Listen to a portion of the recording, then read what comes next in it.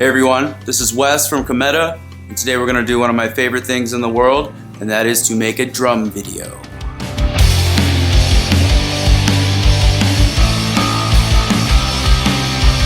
Hey guys, welcome to part 2 of our COMETA drum fills video. I'm going to take a look today at 2 more particularly tricky COMETA drum fills, at least that were really interesting for me to learn and play. As I mentioned previously, my goal here is not for you to learn exactly what the fills are per se, if you're a drummer at home watching, but I hope there's some general concepts as far as learning and playing the fills that you can take home with you.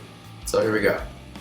So the 2 main concepts I want you to take away from this are 1, focusing on the core rhythm of a fill. So forget about all the different drums and cymbals you're playing a fill on. What's the basic sticking that you're playing on one drum, and how do you take that and then move it around the kit? The second thing I want to talk about is a couple tips as far as tricking your mind into playing 2 different parts that might sound really weird or be syncopated, sort of setting one part of you on autopilot while the other part of you up here is focused on another aspect of the part. So here we go. So this next part is at the end of the bridge to Red and White. It's another part from Red and White just because there's so many epic parts to this song as far as drum fills, and we're really only scratching the surface here. So this particular part is a 4-bar fill. It takes us back into the chorus from the bridge, so it's a big build up. So I'm going to play that part, just the lead up to the actual fill, and it's basically a snare roll part, single stroke snare roll with 4 on the floor kick drum underneath. So here we go.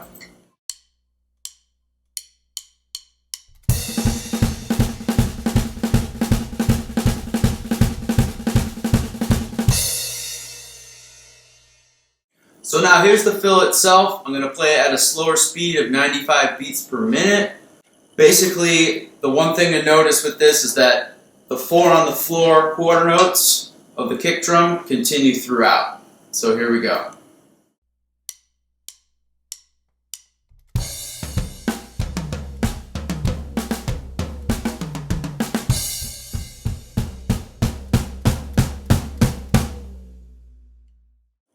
So because there's so much going on around the kit, sometimes it helps to focus on just the core rhythm underneath it before you worry about which drums and cymbals it's actually falling on. So here's the part, just the kick and snare.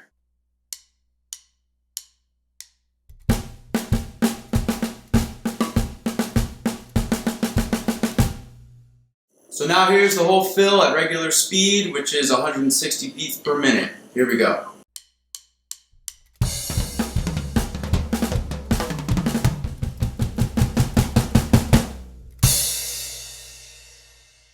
So when I'm playing a part like that, there's obviously a lot going on around the kit, but I'm trying to focus on just that core rhythm that's going on. I have the sticking, I set it to autopilot, and then when it's actually happening, I'm sort of trying to stay aware of where that core rhythm is going around the kit. So as it's happening and I'm playing it, that's where my mind is thinking, is where are they going to be placed? The core rhythm itself is already there because I practiced it a bunch of times. That's sometimes the avenue you have to go to be able to play something like that.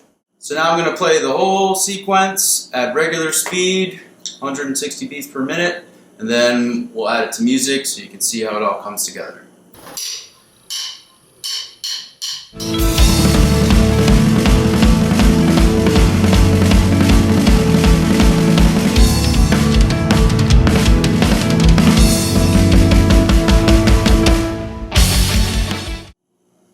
So this next clip is from the song Week 2, and it's where the second chorus meets the bridge and the fill that transitions us to that. So I'm going to play the bars leading up to it, and when I'm playing these bars, I'm really anticipating what's next. So here we go.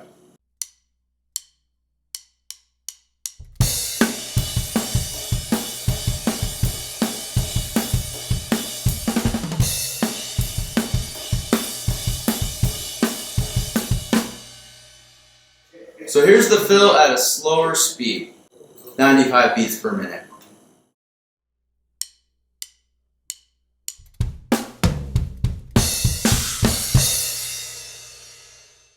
So basically there's two things happening in this fill. You've got eighth notes on the kick drum, and then you have this quarter note triplet going on top with the snare and the cymbals. So basically when those two things come together, you have the syncopated part that sounds like. So now here's the part at regular speed.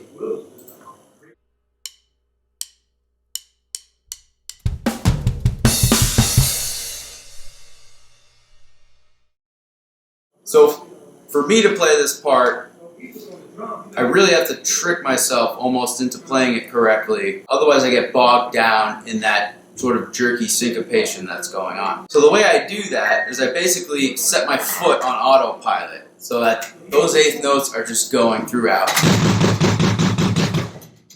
And my mind is actively thinking about the quarter note triplets that are going on with the snare and the cymbals. Okay, so I'm really focused on that, and the kick drum is sort of an afterthought. It's just there, okay?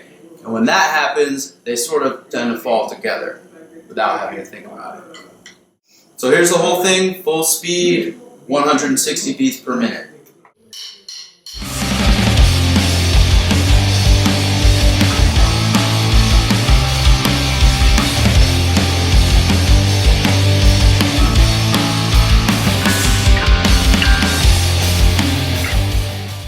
So one final note, just on sort of the philosophy behind playing drum fills and writing them. Obviously drum fills, I mean, you could say they're probably the most fun part about drumming. It's where your skills can really shine. But remember, when you're writing a fill, you don't want to add unnecessary notes. You want to write a part that's best and most appropriate for the song, which is hard to do. You know, what flies out of you at that moment of inspiration might not be the best thing for the song, okay? So, come out from behind the kit, take some time to actually write something that you're gonna enjoy.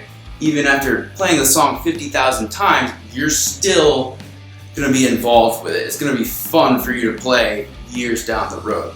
Do it for you, ultimately, and your audience will probably enjoy it as well. Thank you guys so much for watching this. If you found it helpful or interesting, please subscribe to our YouTube channel.